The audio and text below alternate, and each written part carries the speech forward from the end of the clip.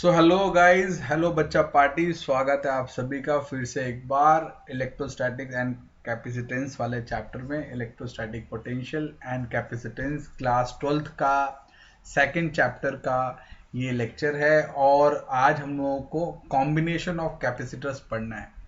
Last lecture तक हमने ये जाना था कि जो कैपेसिटर्स होते हैं उनका काम होता है चार्ज को इकट्ठा करना, उस चार्ज को स्टोर करना और चार्ज की लीकिंग को आइडियली अवॉइड करना। ठीक है।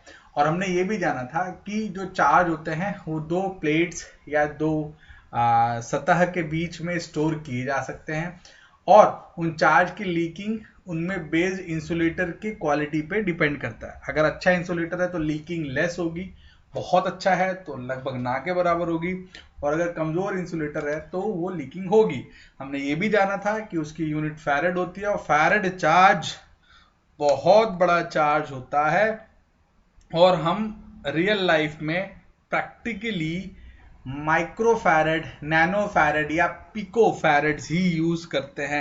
हम 1 फैरेड कैपेसिटर्स यूज नहीं कर पाते या नहीं करते हैं क्योंकि बहुत ज्यादा चार्ज होता है, भाई सीधी बात है।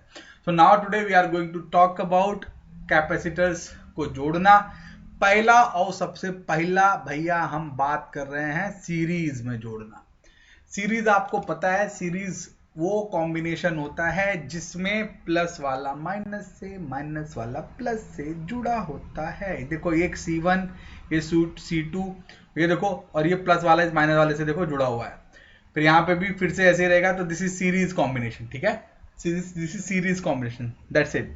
ठीक है, आप 2 जोड़ो, 200 जोड़ो, 2000 जोड़ो, it is absolutely up to you, इसमें कोई लिमिट नहीं है। तो होता क्या है, सबसे पहली और सबसे इंपॉर्टेंट बात, हम लोगों ने कल ही पढ़ा था कि जो V होता है, V is equal to Q by C। ये हमने पढ़ा था, अगर याद है तो अच्छी बात है, नहीं है तो फिर से लिख रहा हूं। ठीक है, अच्छा याद रखना, C वॉज कॉन्स्टेंट। C कोई बहुत बड़ा वैल्यू नहीं था जिसको हमने कैपेसिटेंस कहा था। C was capacitance that was a constant for different capacitors, है ना।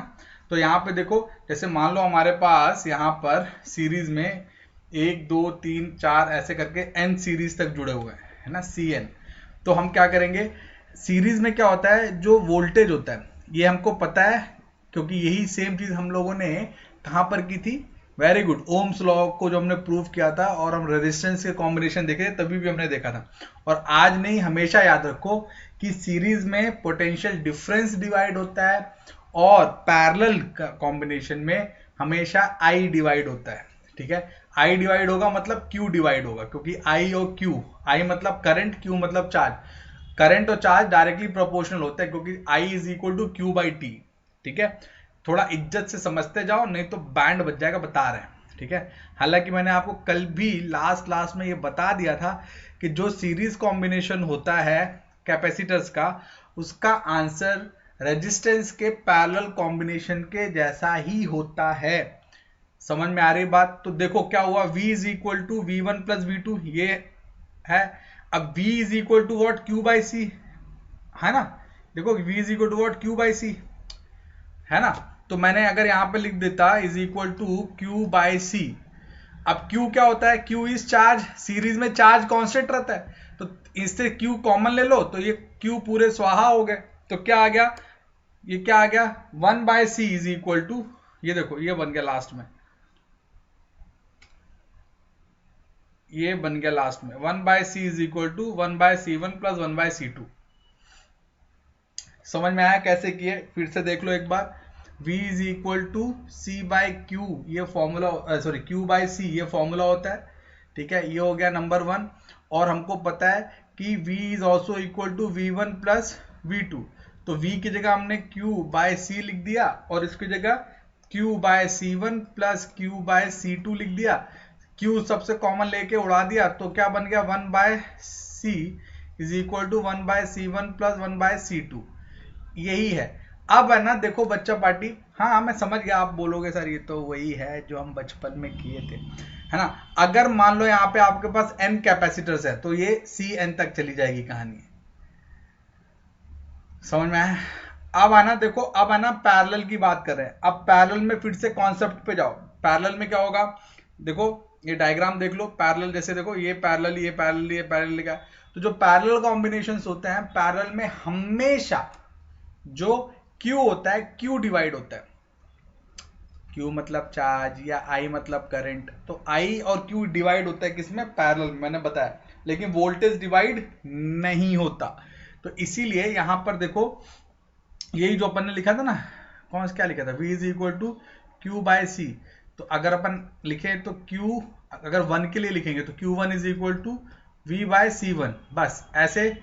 Q2 is equal to V by C2, ऐसे करके देखो 1 2 ऐसे करके आप बना लो, ठीक है। अच्छा, Q क्या है? Q डिवाइड होता है, तो Q इज इक्वल टू जितने भी कैपेसिटर्स आपने लगाए, 2 लगाए तो Q1 प्लस Q2, 10 लगाए तो Q1 plus Q2 plus Q3 plus Q4 करके 10 तक चले जाओ, ठीक है। अच्छा, तो Q is equal to CV, आपने वैल्यूज को रिप्लेस कर दिया, देखो तो ये आ गया C is equal to C1 plus C2, मतलब पैरेलल कॉम्बिनेशन में जो टोटल कैपेसिटेंस होता है वो ऐड हो जाता है। मतलब अगर हमको मैक्सिमम कैपेसिटेंस चाहिए, अगर हमको मैक्सिमम कैपेसिटेंस चाहिए तो हम पैरेलल कॉम्बिनेशन लगाएंगे, और अगर लीस्ट कैपेसिटेंस चाहिए तो हम सीरीज में अरेंज करेंगे। समझ में आया? अब ये देखो, आपको ये रेजिस्टेंस वाली फीलिंग आएगी। अपन ने रेजिस्टेंस में क्या, देखो ये वाला 1 2 3, तो C1 C2 C3 ये कैसे है? वेरी गुड, ये तीनों सीरीज में है। तो इन तीनों को सीरीज को सॉल्व कर लो, और जो ये पूरे का सोल्यूशन आएगा, इन तीनों का जो सोल्यूशन आएगा वो और ये पैरेलल में है, तो उनको सीधे सीधे ऐड कर दो। समझ में आया? तो अब यहाँ जो भी वैल्यू है, जो भी network of 4 mu F capacitors, 10 mu F के, ये भी 10 है बाबू, ये भी 10 है बाबू, ये भी 10 है और ये भी 10 है। तो जो ये C1 C2 है, तो अब ये क्या है? C1 C2 C3 are in series. Direct solve कर रहा हूं मैं, कहीं रुकना वाला नहीं हूं। तो 1 by C is equal to 1 by C1 plus 1 by C2 plus 1 by C3, that will be equal to 1 by 10 plus 1 by 10 plus 1 by 10, so that is equal to 3 by 10, so that is equal to C is equal to 10 by 3, that is equal to 3.33। तो ये आ गया C इस पूरे का। Now ये पूरा जिसको मैंने C निकाल दिया, इस पूरे का मैंने C निकाल दिया है ना, तो C and C4 are in series, are parallel, so C total will be equal to C plus C4, so that is 3.33 plus 10, so that is 13.33 is the answer of the question। समझ में आ रही है बच्चा बड़ी बात? ये देखो 13.33, ठीक है। अच्छा, उनको Q भी चाहिए तो आप Q निकाल सकते हो, क्योंकि आपने C निकाल लिया है, तो C अगर आ गया है तो V is equal to Q by what? C ये होता है, तो C आप निकालो, सबके लिए C अलग अलग आएगा। देखो Q है ना, तो जो 3 सीरीज में लगे हैं, उनके लिए Q सेम रहेगा। तो इन तीनों के लिए 1 2 3, इन तीनों के लिए Q विल बी सेम, और इसके लिए Q will be what? Gate divided. तो आप दोनों के लिए अलग अलग निकाल लो, है ना, एक बार टोटल निकाल के। तो देखो पहले टोटल निकाल लिया आपने कैपेसिटेंस, फिर आपने टोटल वोल्ट निकाल लिया, तो फोर्थ वाले के लिए दैट इज 500, और बाकी आपने वैल्यू रख दी। देखो Q is equal to V into C, तो V into C this and this. I really believe आपको समझ में आ गया होगा। मैं आपको एक चीज और बता दूं, कंपटीशन एग्जाम्स में इन क्वेश्चंस को और फास्ट करने का एक तरीका है, आप देख लो। अभी देखो ये क्वेश्चन जो हमने किया ना, इन तीनों में देखो ये जो लगे हुए थे C1 C2 C3, ये सभी सेम क्या बोलते हैं कैपेसिटर थे, सेम वैल्यू के। तो अगर आपको सीरीज में टोटल C नेट निकालना है, C नेट सीरीज का, और सभी सिमिलर चार्ज के हैं, तो डायरेक्ट C बाय N कर दो, where N number of capacitors. Direct, कुछ भी करने का नहीं है बबुआ। ये किसके लिए है? सीरीज के लिए, if they all have same charge. और अगर पैरेलल में जा रहे हो बाबू, पैरेलल में, और वहां पे अगर नेट निकाल रहे हो तो NC कर देना। समझ में? नहीं समझे? N stand, N is what? Number of capacitors, और C is what? Obviously C is the total capacitance, या जो इक्वल कैपेसिटेंस दिया। इक्वल के लिए अगर सब सेम कैपेसिटर्स है तब अच्छा है। मैं इसलिए आपको डायरेक्ट फॉर्मूले बताया कि अगर ऐसा मिल जाए क्वेश्चन तो आप खट से निकाल सकते हो, एकदम तुरंत निकाल सकते हो इसका आंसर। समझ में आया? So now guys let's talk about energy stored in a capacitor. किसी कैपेसिटर में एनर्जी स्टोर कैसे होती है? देखो, इसमें कोई शक की बात नहीं है कि जो कैपेसिटर्स होते हैं उनमें चार्ज स्टोर होता है, और वो जो चार्ज स्टोर होता है वो चार्ज उस इंसुलेटर के कारण टिका रह पाता है। देखो, एक बड़ी इंटरेस्टिंग बात है, आप चैप्टर पढ़ रहे हो इलेक्ट्रोस्टैटिक पोटेंशियल, समझ में? आप काइनेटिक पोटेंशियल नहीं पढ़ रहे हो, स्टैटिक पोटेंशियल पढ़ रहे हो। इसका मतलब आप चार्ज को स्टोर करने की बात कर रहे हो। यूजुअली जब हम चार्ज को स्टोर करने की बात करते हैं तो दिस काइंड ऑफ थिंग या perspective are difficult to achieve in AC current. Alternate current में ये चीजें बना पाना इज अ डिफिकल्ट टास्क, है ना। लेकिन डीसी में ये पॉसिबल भी है और डीसी में एक्चुअली किया भी जाता है, इसीलिए डीसी करंट ज्यादा जानलेवा होता है। कभी भी आप है ना डीसी करंट देखोगे तो 5, 10, 20, 25 वोल्ट मैक्स इसके ही बैटरीज आपको मिलेगी। जैसे अल्टरनेट करंट 220 वोल्ट का होता है, आपको 220 वोल्ट का डीसी करंट बेटा कहीं नहीं मिलेगा। 220 वोल्ट का डीसी करंट का मतलब है excessive heating effect, excessive chemical effect, band बच जाएगी, कहीं नहीं हो सकता, इम्पॉसिबल है। तो ये हाइपोथेटिकली भी मत कभी करने की कोशिश करना, ठीक है। अच्छा, आपको मैं बताता हूं कि जो बड़े कैपेसिटर्स होते हैं, जो ये सिलेंडर जैसे मैंने कल आपको बताए थे, कई बार क्या होता था, जैसे आपने ना फैन दिया किसी बनाने वाले को, आप लोगों को नहीं पता है लेकिन मैंने ये सब थोड़ा बहुत किया है बचपन में, मुझे अच्छा था, बिजली से खेलना अच्छा लगता था, तो बचपन की बात है, अब नहीं लगता है, ठीक है।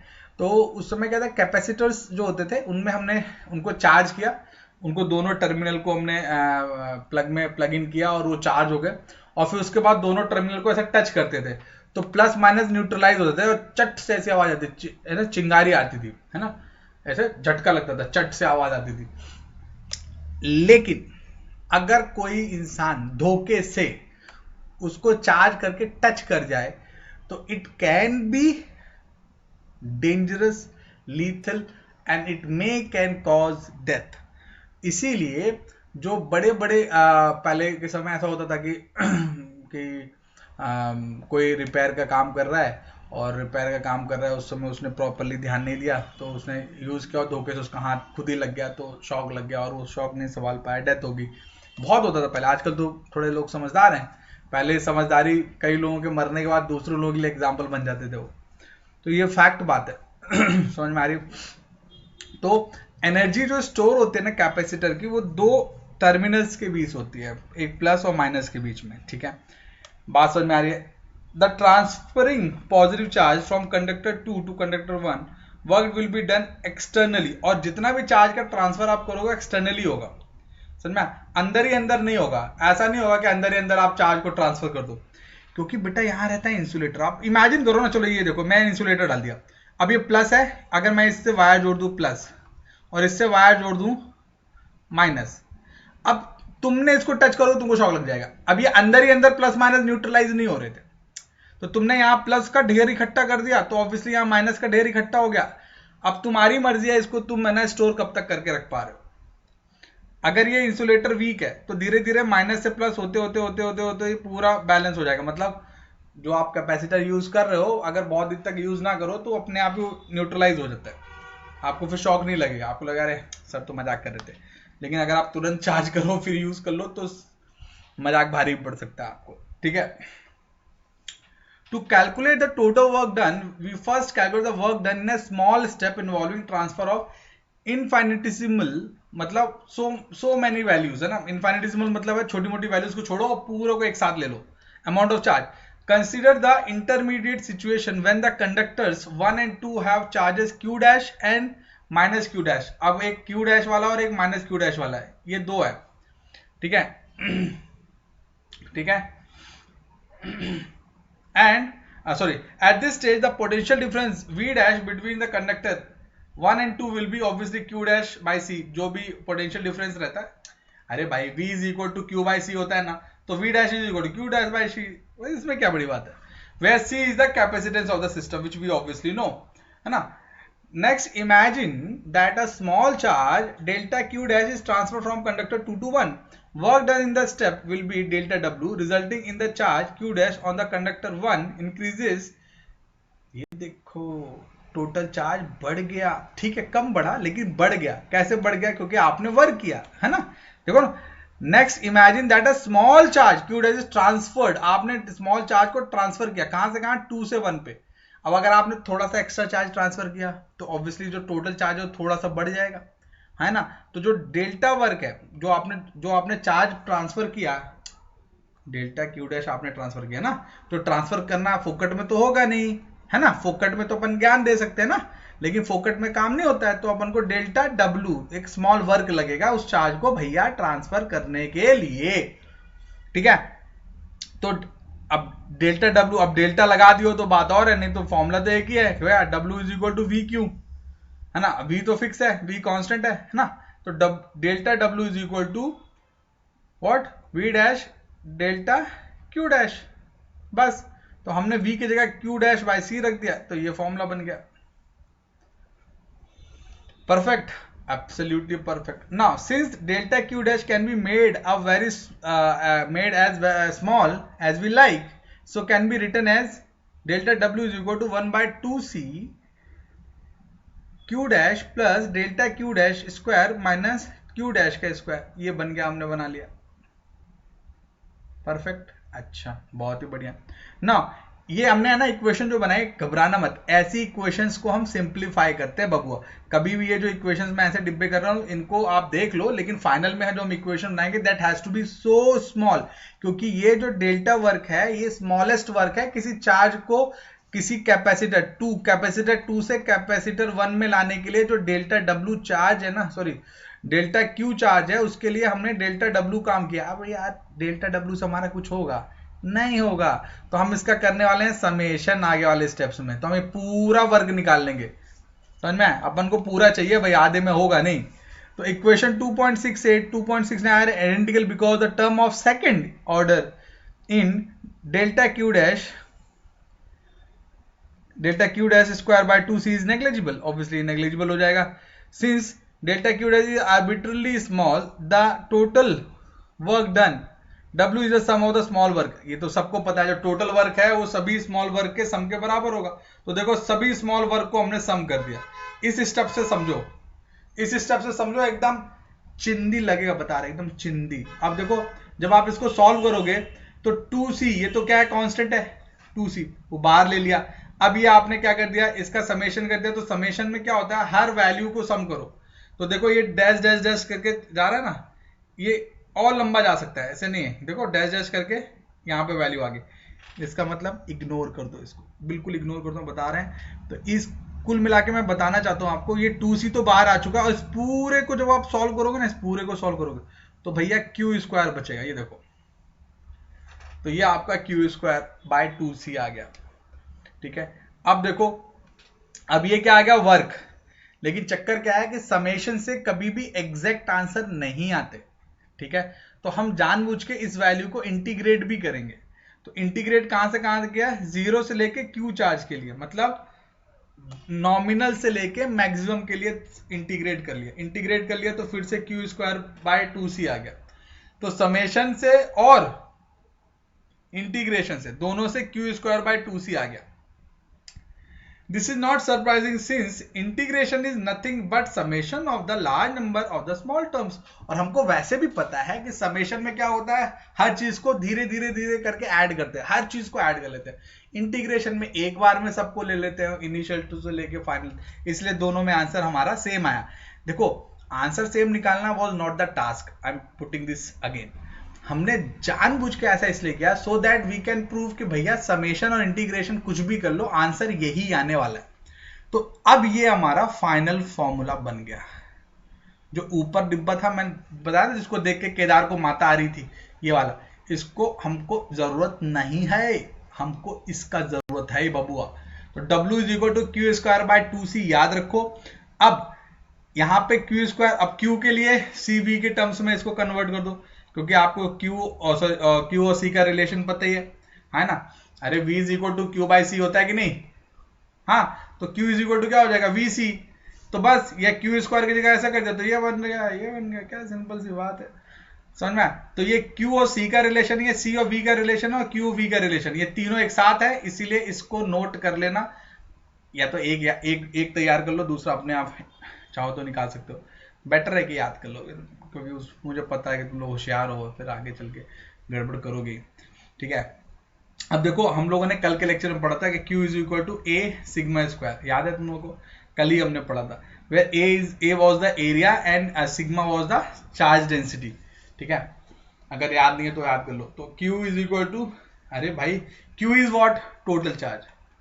टोटल चार्ज, टोटल चार्ज क्या होता है, वही बात है ना कि जितना एरिया है और उस एरिया में कितने चार्ज है, तो बात तो वही हुई ना कि उस एरिया में कितने चार्ज है, चार्ज की density into area is equal to total charge. तो वही इन्होंने ए सिग्मा कर दिया, तो ए सिग्मा के स्क्वायर बाय 2 है ना, क्यू की जगह पर नहीं लिख दिया है ना, और सी की जगह क्या लिख दिया, D bye epsilon not a, ठीक है। इसको हमने सॉल्व कर लिया तो हमारा ये फॉर्मूला आ गया, E is equal to sigma by epsilon naught, although हमने कल भी ये इक्वेशन निकाला था, ठीक है। So energy stored in a capacitor, किसी भी कैपेसिटर में जो एनर्जी स्टोर होती है, बच्चा ये भी फॉर्मूला नोट कर लेना। मैं जिन पे गोले बनाते जा रहा हूँ इनको नोट करके रखते जाना, ये नोट करके रख लो। डेरिवेशन आजकल बहुत कम पूछे जाता है, अगर आप कंपटीशन एग्जाम की तैयारी कर रहे हो तो आप इतना याद रखो कि डेरिवेशन हो सकता है कि 4 मार्क वाले या 5 मार्क के लिए आपको कैपेसिटर्स के कुछ क्वेश्चंस मिल जाए, कुछ क्वेश्चन स्ट्रेट क्वेश्चंस होते हैं, अक्सर रिपीटेड होते हैं ईयर बाय ईयर, और फॉर्मूला बेस्ड क्वेश्चन बहुत आते हैं। If you know the formula, जैसे आज मैंने आपको न्यूमेरिकल सॉल्व करके दिखाया, तो just if you know the formula, just put the value, get the answer, it is as simple as that. And the day when you know most of the formulas, it became easy for you to derive the solution and the final calculation. तो इसीलिए बच्चा party इज्जत से formula तैयार करो। This is the final formula for what, energy and electric field का relation, ठीक है। So this is called the energy density of an electric field. ये फॉर्मूला याद रखो, energy density of the electric field is equal to 1/2 epsilon naught E square. Ignore the handwriting क्योंकि ये थोड़ा मिल से गए हैं, ठीक है, नहीं तो आपको लगेगा ई और ई सर ने 2 बार क्यों लिख दिया, ठीक है। डन। आपको ज़्यादा से ज़्यादा मार्क्स अगर चाहिए तो एग्जाम्पल्स जो आपकी बुक में दिए हैं बच्चा पार्टी, उसी पे माथा फोड़ी करो, ठीक है। तो ये चैप्टर हो चुका है हमारा ख़त्म, पूरी तरह से ख़त्म हो चुका है।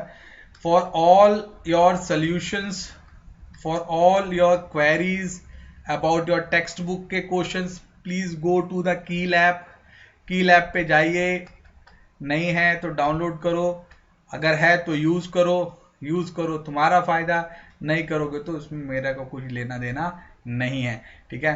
ये कुछ वैल्यूज हैं, ठीक है, डायमेंशंस अक्सर कॉम्पिटिशन एग्जाम्स में आते हैं, पॉइंट टू रिमेंबर, अगर आप याद कर लो तो अच्छी बात है। इसी के साथ ये होता है चैप्टर खत्म, ठीक है। All for exercises everything is already uploaded for you on the key lab, everything, additional question exercise everything is uploaded, so go to the key lab and धमाल मचाओ, ठीक है। अगर कुछ क्वेरी है, कुछ है तो आप कमेंट सेक्शन में जाके कमेंट कर सकते हो, आपके लिए बहुत सारी चीजें हैं जो मैंने ऑलरेडी कर रखी है, तो go and check all those thing, ठीक है। So guys this chapter is over, there are so much of exercise, तकरीबन 40-50 कुछ 40 क्वेश्चन है, एग्जाम्पल वगैरह मिला दो तो 50 के आसपास क्वेश्चन बनेंगे, तो 50-60 क्वेश्चन हैं, वही प्रिपेयर कर लो तो तुम्हारा बेड़ा पार हो जाएगा। हम मिलेंगे अगले लेक्चर में, will talk about electric current या करंट इलेक्ट्रिसिटी।